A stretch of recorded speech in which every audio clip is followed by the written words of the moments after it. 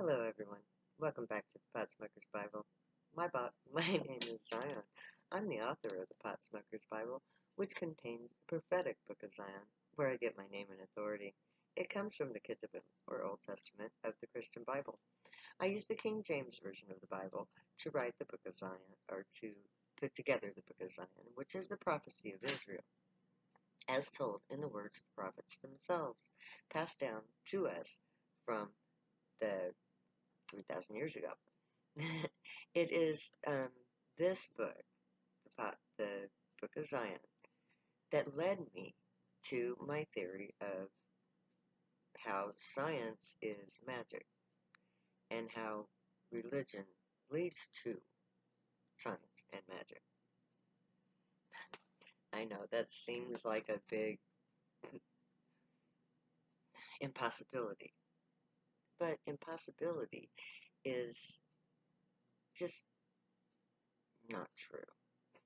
I don't believe that anything is truly impossible because what we create is what we create. If we choose to create the impossible, then we will find a way to create it. And we'll do it step by step. We'll start with the basics, and we'll work our way towards the impossible. And that is part of the unicorn way. Because no matter how fantastic things are, or can be believed, what is actual is what is solidified, what is current, what is now. Everything in our world was at one time an idea in someone's head.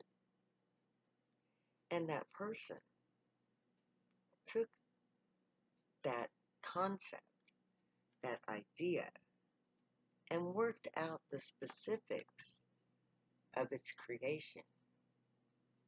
And in the process, it actualized that thing. So before a chair was ever a chair, it was the concept of the chair in the mind of the person who created it. And every embellishment ever made on the chair has been a concept in the thought of the creator of that embellishment. So we are all creators in every moment that we live. We create literally the next moment of reality by living this moment.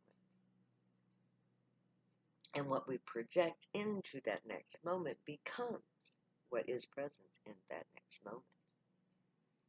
So if you want to create something, you first think of it. And then you work it out. Then you manipulate whatever is necessary to create it, and it is created. It becomes an actual thing.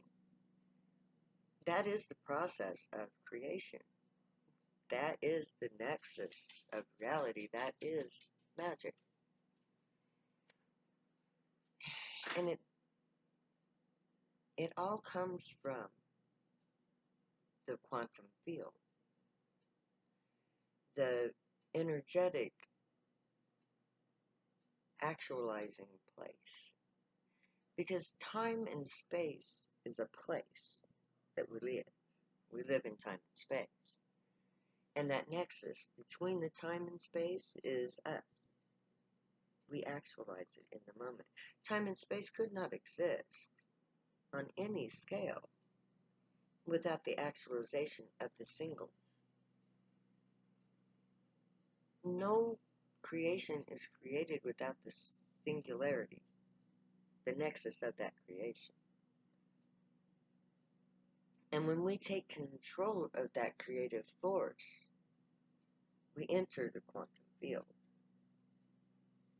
We do so with our energy, not with our flesh, because the flesh is the actualization of what is in the field. It is the realization of the thought into the form that creates reality. So, in essence, all reality is a thought form given manifestation by matter. And matter itself is the basic particle of energy emitted by the, the God, the nexus, the you. Nothing would be if it were not for the individual that actualize the molecular structure of the atomic field to bring things into form. And the principle of how to bring it into form is emotion, because emotion is the actualization of the quantum being who is.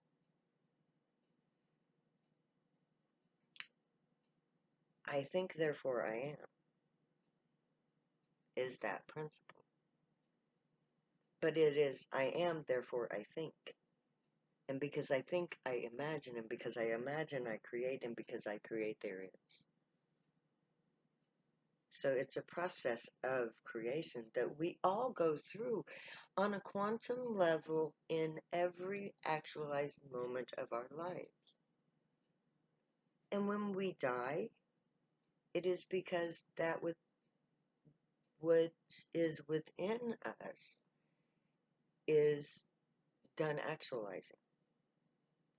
You turn off that mechanism which creates within you that next moment. Your cells degenerate because you believe them into doing so. Because somewhere back in the annals of time, this process started and it continues. And now, all things can be overcome with effort, with will. You can overcome the flesh and become that spiritual being that actualizes the moment. And that spiritual being that actualizes the moment is beyond the flesh.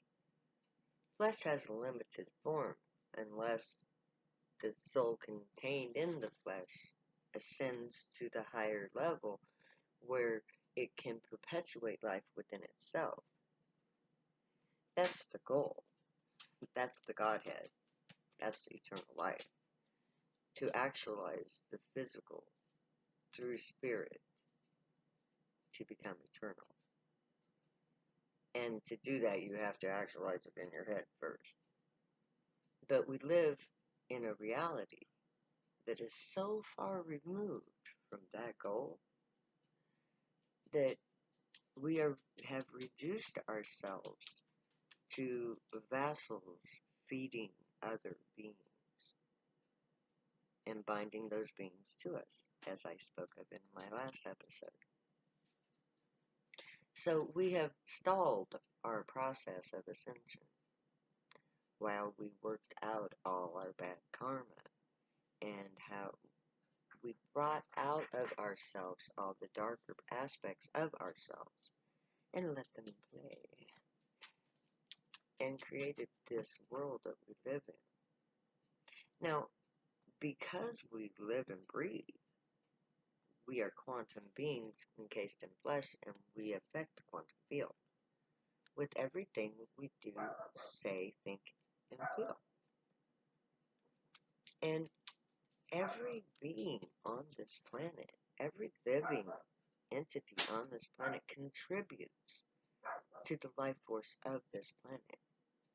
We are all individual, we're like the Borg, in a sense. We are all interconnected, joined in this matrix of life on this planet. Each and every individual contributes to the overall life force.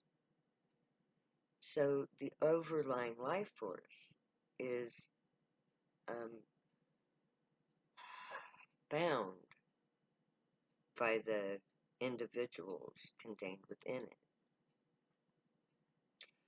We are all actualized beings in emotion. That is the one thing that we are. That is where we are actualized in reality. It's our emotional state.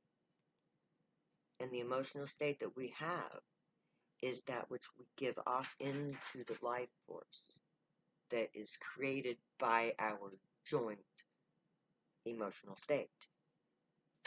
This is where our magnetic field comes from. The breakdown of our magnetic field ultimately comes from the shutdown of our emotional state. Our society has created such a overburden of pain and suffering that we shut down our emotional generators because we cannot stand the emotional state that we live in. That's what depression is, the shutting down of the life force. Because you cannot generate that yuck. You can't live with the yuck that you're in. You can't live with the muck that you live in. You can't live with this emotional bombardment of everything that is not good. Watch TV. Count how many violent acts you see in an hour. And multiply that by every person who watches that fucking show. We're bombarded with violence. We're bombarded with sexual selfishness. Sex is an act of love. It's supposed to be the perfect union of souls. But what have we made it? We've made it an abomination. We've made it rape. We've made it a power play. We've made it the only means for the feminine to have ability to survive. Not to fucking thrive, but to survive. Me too. Me fucking too. We created that. Each individual that gives over to the violence and the rape of this planet, of this feminine, creates this muck that's killing us, especially the poor, who are the only ones that have any fucking soul left in us.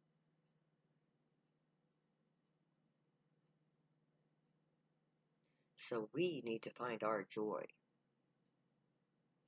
Fuck the muck.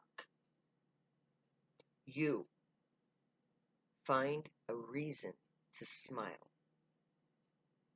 Empty yourself up. Empty yourself of that pain and suffering. Go back through my feed. Find Scream Therapy and that whole little cluster of videos. That'll help you to find your way out of pain and suffering to a place of joy. And when we get to that place of joy, each and every one of us individuals who find our joy and spread our joy, we dissipate the muck. The muck is sludge, it's yuck, it's crude oil,